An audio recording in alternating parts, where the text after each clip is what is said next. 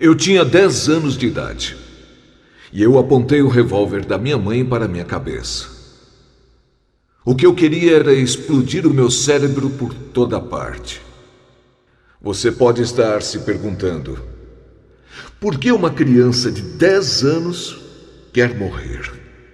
Algumas crianças têm um sonho de ser um astronauta, de ser uma estrela do futebol, um pregador, um pastor, um médico. Mas para mim a vida foi tão horrível, com tantas coisas dando errado e doloridas. Eu queria morrer. Eu sou fruto de imigrantes interraciais. Minha avó era alta, branca e magra da Alemanha, e nós a chamávamos de batata frita. Meu avô era um negro grande e gordo de Cuba, e nós o chamávamos de hambúrguer. O hambúrguer se encontrou com a batata frita e criaram um lanche feliz. E esses dois imigrantes produziram 7 McNuggets com molho especial. Nós fazemos piada de que serviríamos molho agridoce para o Dia de Ações de Graças. Meu avô cometeu um grande erro nos anos 1940 na América, que foi se casar com uma mulher branca. Num dos aniversários de casamento, eles foram comemorar. Então ele exagerou na bebida, um rum cubano, e acabou ficando embriagado.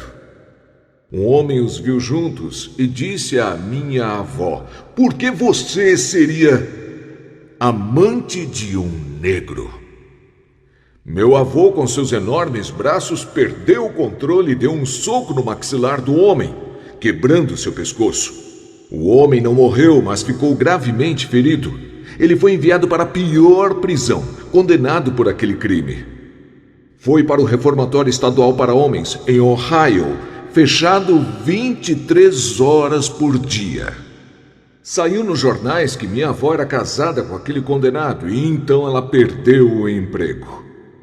Mas sendo uma mulher alemã, ela não reclamou, nem chorou ou se lamentou, não. Ela conseguiu outros empregos, passando a limpar casas e banheiros de outras pessoas, cuidando dos seus filhos. Mas enquanto ela trabalhava, teve um colapso e desmaiou durante o trabalho. Os médicos então descobriram que ela tinha um tumor atrás do olho esquerdo que estava em metástase no cérebro. O médico disse que o tumor iria desfigurar o seu rosto e repuxar os olhos e que ela ficaria assim para o resto da vida. O que você faria?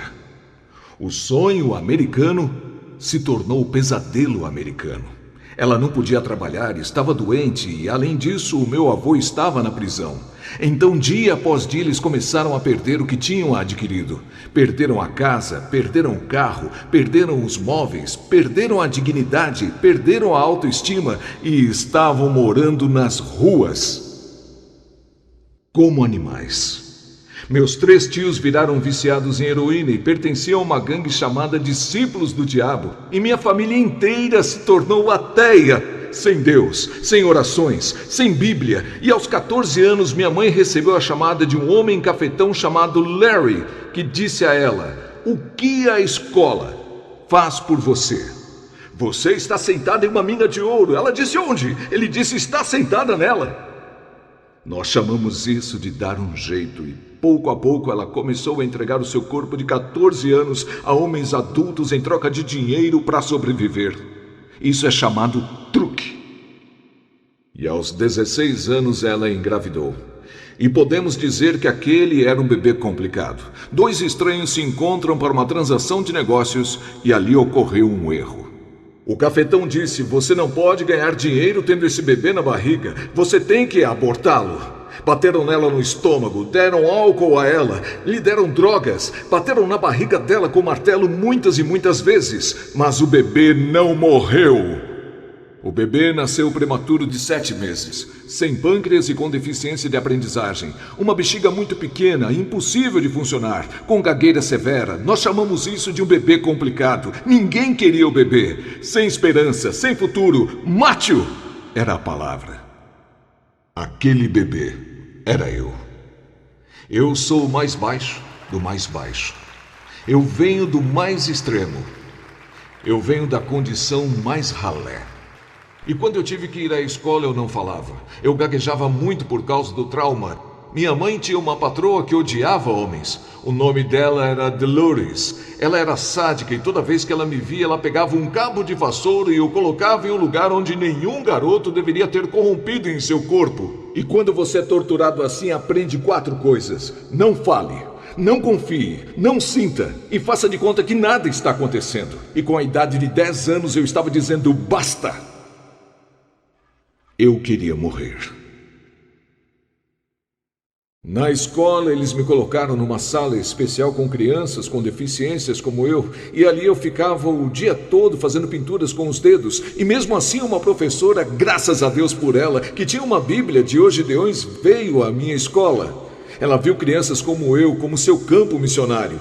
E ela vinha com essa Bíblia de Gideões e lia histórias para mim sobre esses personagens inadequados. Ela dizia para mim: Ronaldo, Deus usa grandemente aqueles que foram feridos muito profundamente. Ele vai transformar a sua dor em força, suas feridas em sabedoria. E ela lia a história de Moisés, que também era gago. E eu começava a entender que Deus amava mesmo um bebê complicado, ainda que um tão nada como eu era.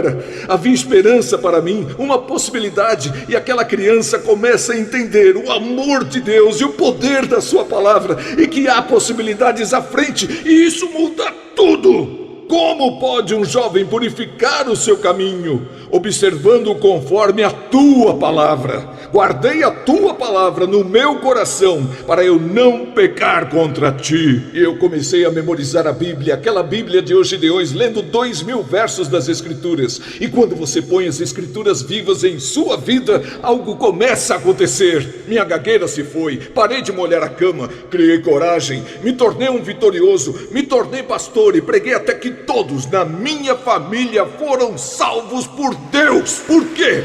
Porque alguém colocou uma Bíblia de Gideões nas mãos de uma mulher que mudou uma vida para sempre.